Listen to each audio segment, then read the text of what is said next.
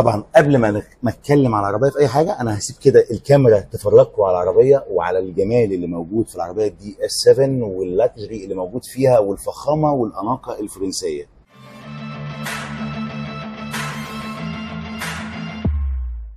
بص الخامات، مستوى الخامات والتقفيل حاجه طبعا بريميوم قوي، يعني حاجه فاخره وعاليه جدا.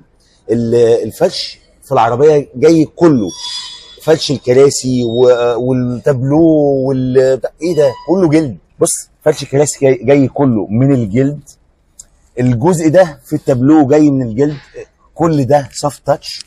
عربيه تقفيل محترم جدا. انا عايز اقول لك ان حتى الحاجات اللي هنا دي مش بلاستيك، لا ده ميتال حقيقي، يعني مش مجرد بقى بلاستيك واخد طلع زي النيكل كروم، لا لا لا لا، كل الحاجات دي كلها ميتال حقيقي. بص التابلو هنا، طبعا انا قلت لكم التابلو هنا جاي كل الجزء ده من السوفت تاتش، الجزء ده جاي من الجلد، واخد بنفس برضو التقسيمه كده بتاعه الكراسي. ده غير بقى كمان الخياطه اللي جايه باللون الابيض. بص هنا في الكراسي الاخرام اللي موجوده دي او الفتحات دي بتبقى زي مسام تهويه. الجزء ده بيبقى حلو جدا للي قاعد ان هو بيفرده كده، بيبقى مريح جدا. ظبط الكراسي في العربيه هنا بتيجي سواء الكرسي السائق او الكرسي الراكب الامامي بيجي ظبط كهرباء. ده غير بقى كمان ان في تسخين في الكرسيين السائق والراكب الامامي، ولكن في كرسي السائق بس كمان بيزيد ان في ميموري زي ما انتم شايفين. وزي ما قلنا ان هم مهتمين بكل التفاصيل، فبرضو اول ما بتفتح العربيه من الداخل اول حاجه او انطباع بيقع عليه عينك ان بتلاقي فيه هنا عتب جاي من الميتال وعليه علامه دي اس. اول حاجه طبعا بصوا يا جماعه، هنا لما بنيجي نفتح كونتاكت بتاع العربيه، ده الزرار بتاع الستارت ستوب انجن، نفتحه كده. طبعا بيبقى فيه دوسه طويله شويه كده. بص بقى بيحصل ايه اول ما تفتح الزرار ده.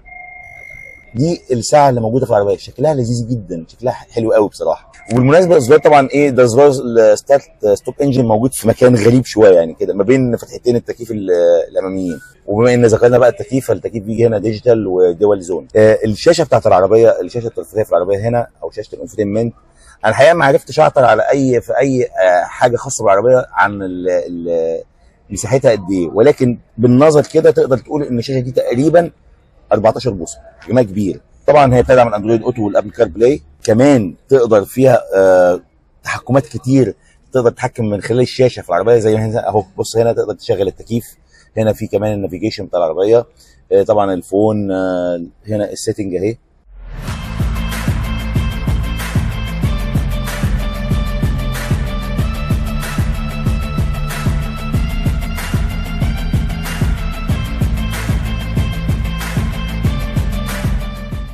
لو ننزل بقى هنا نبص على الكونسول.